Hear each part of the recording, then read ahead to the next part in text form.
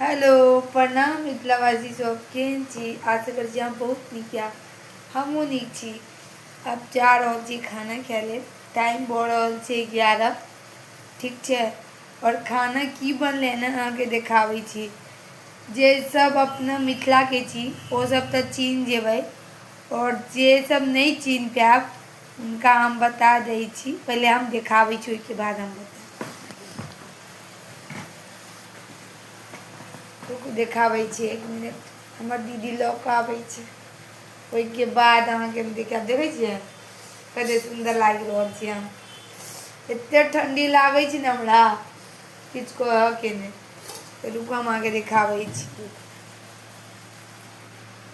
ई देखियौ, एकरा की कहै छै से अहाँ सब हमरा कमेंटमे बतायब। तऽ कनि फिल्टर लगा देलियै ने, ओहिसँ एकर कनि कलर चेंज भऽ गेलै है।